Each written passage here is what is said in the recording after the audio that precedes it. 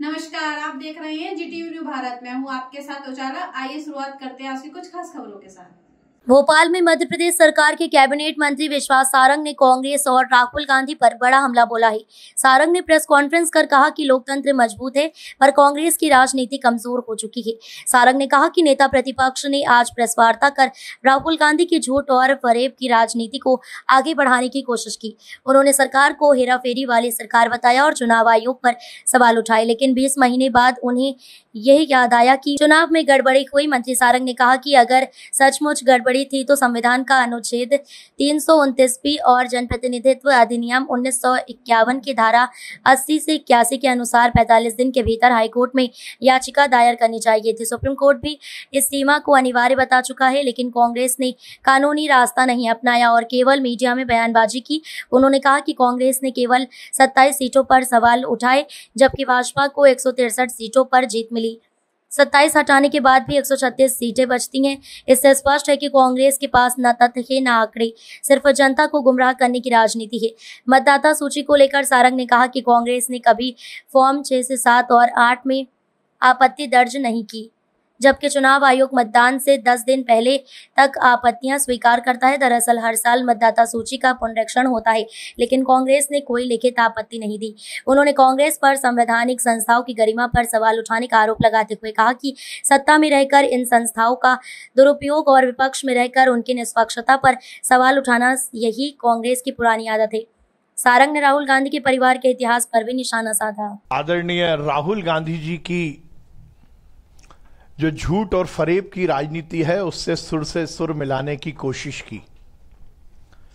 उन्होंने हमारी सरकार को हेरा फेरी वाली सरकार कहा। उन्होंने कहा कि जो बात राहुल गांधी जी कह रहे हैं, वोट की चोरी की, चुनाव आयोग की गड़बड़ियों की, वही पिछले चुनाव में मध्य प्रदेश में भी हुआ और उसके माध्यम से हमारी सरकार बनी। हम सब ये बात की जानकारी रखते हैं कि इस देश में, इस दर्शन में या हमारी संस्कृति में एक कुंभकर्ण जी हुए जो 6 महीने सोते थे और 6 महीने उठते थे। पर आश्चर्य की बात है कि नेता प्रतिपक्ष जी और कांग्रेस के नेता तो उनसे भी आगे बढ़ गए। 20 महीने हो गई सरकार बने हुए। 20 महीने पहले मध्य प्रदेश की जनता ने